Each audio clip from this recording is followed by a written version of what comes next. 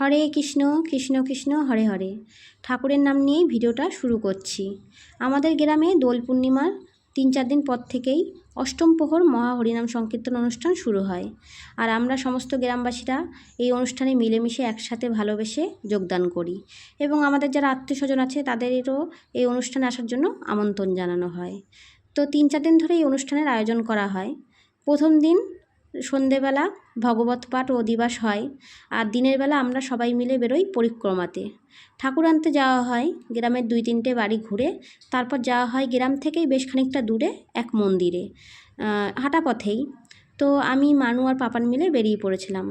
গ্রামের মধ্যে যে 2-3টে বাড়ি ঘোরা হবে সেই বাড়ি কটাই ঘুরবো। মন্দিরের ভিতর মন্দিরের দিকে আর যাব না, এই রোদের ভিতর পাপানকে নিয়ে মন্দির পর্যন্ত যাওয়ার আর সাহস করিনি। তো গ্রামের মধ্যে যে কটা বাড়ি ঘুরবে সেই কটা বাড়ি ঘোরার উদ্দেশ্যেই আমরা বেরিয়েছিলাম। জানো তো বন্ধুরা, আগে এই পরিক্রমাতে বিকেলবেলায় বেরোনো হতো, 3-4টের দিকে বেরোনো হতো, আর আস্তে আস্তে 7-8টা বেজে যেত।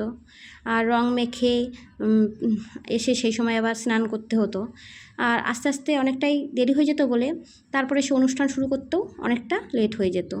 সেই জন্য এই 2-3 বছর ধরে সকালবেলার দিকে বেরোনো হচ্ছে, 10টা-11টা নাগাদ। তাই জন্য অনেক গ্রামবাসী এই পরিক্রমাতে যোগদান করতে পারে না, যেহেতু সকালবেলার দিকে সবারই কাজকর্ম থাকে আর রোদের জন্য অনেকেই বেরোয় না। তো যে প্রথম বাড়ির সামনে গিয়ে আমরা সবাই মিলে দাঁড়িয়েছিলাম। ভেতরে ঠাকুর নেওয়ার জন্য কিছু নিয়ম রয়েছে, সেগুলো বিশিষ্টজনেরা পালন করে নিচ্ছিল।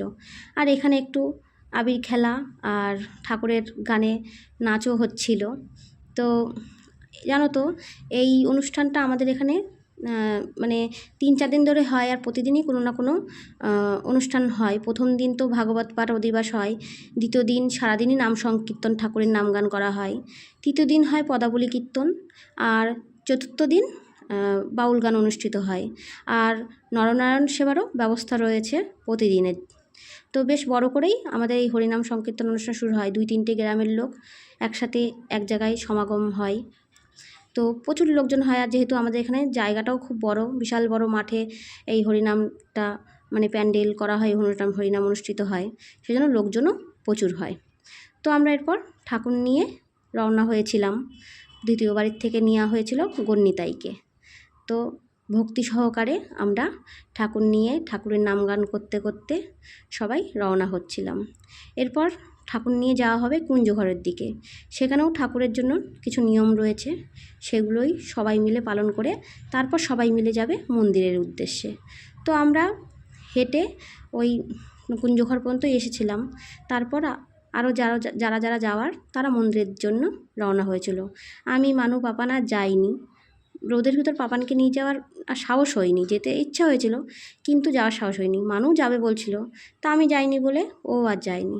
তো এরপর সবাই রওনা হলো মন্দিরের উদ্দেশ্যে। তো ভিডিওটা তোমাদের কেমন লাগলো জানিও, আর ঠাকুর তোমাদের সবাইকেই ভালো রাখুক, সুস্থ রাখুক, এই কামনাই করি।